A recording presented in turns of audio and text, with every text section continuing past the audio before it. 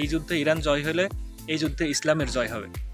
প্রকৃত বন্ধুত্বের মাঝে কোনো স্বার্থ থাকে না, আর যেখানে স্বার্থ থাকে সেটাকে প্রকৃত বন্ধু বলা যায় না। আপনি দেখুন, চিন্তা করে ইরানের সাথে রাশিয়া এবং চীনের যে সম্পর্ক, আমরা ভাবছিলাম হয়তো ইরানের সাথে আমেরিকার যে যুদ্ধ বাজছে এখানে চীন অথবা রাশিয়ার সরাসরি অংশগ্রহণ করবে, কিন্তু বাস্তবতা কি দেখছেন? এখন পর্যন্ত কিন্তু চীন এবং রাশিয়া ইরানের পক্ষ হয়ে যুদ্ধে জড়াচ্ছে না। তার মানে কি এটা আসলে প্রকৃত বন্ধু না। আজকেও কিন্তু চীন ইরানকে অস্ত্র সরবরাহ করছে।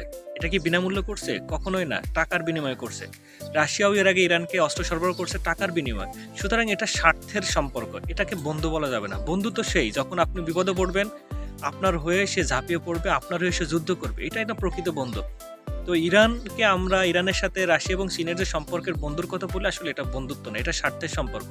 তাই আপনার যেটা সামর্থ্য, আপনার সামর্থ্য অনুযায়ী আপনার শত্রুর মোকাবেলা করতে হবে। আপনি যদি কারো উপর নির্ভরশীল হয়ে থাকেন, কেউ আমাকে সহযোগিতা করবে, এটা আসলে ভুল। তা জীবন চলতে গেলে আপনার কি সামর্থ্য আছে, শক্তি আছে, সেই শক্তি দিয়ে শত্রুর মোকাবেলা করতে হবে, যেটা ইরান করতেছে। তবে রাশিয়া এবং চীনের উচিত ছিল ইরানের বন্ধু হয়ে পাশে থাকা এবং সম্মুখ যুদ্ধে অংশগ্রহণ করা।